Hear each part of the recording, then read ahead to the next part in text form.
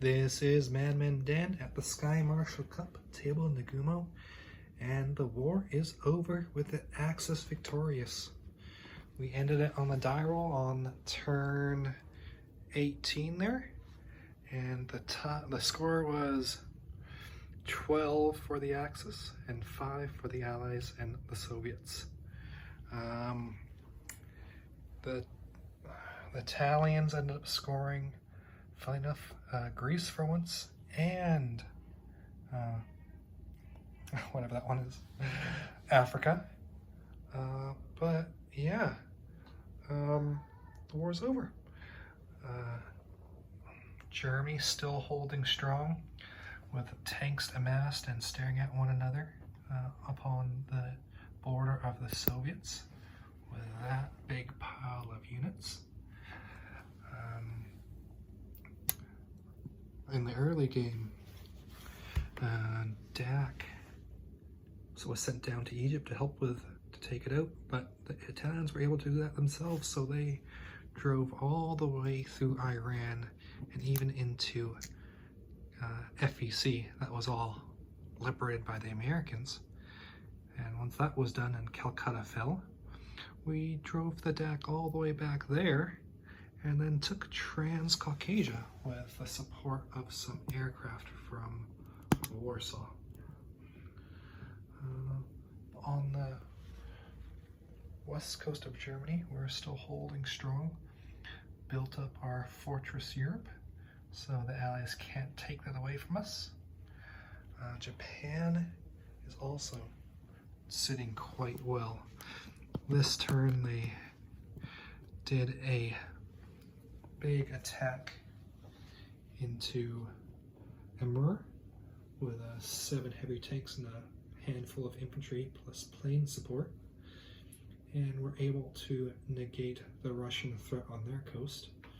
The CCP are dipping their toes coming out, and the KMT are still balled up in Yunnan. So at this point, Japan's just building boats to face down, to have a face off with the Americans and with the Americans. There's an Italian boat back here that'll maybe join the party. One big event was Italy taking out the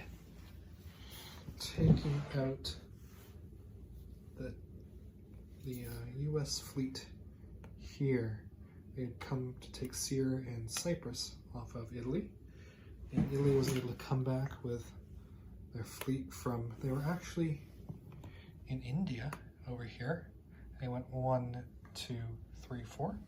Now that's why this battleship survived, because he was too slow. And they brought in some stuff from the homeland, which included a fleet carrier, 2 medium bombers, and 2 tacticals came along.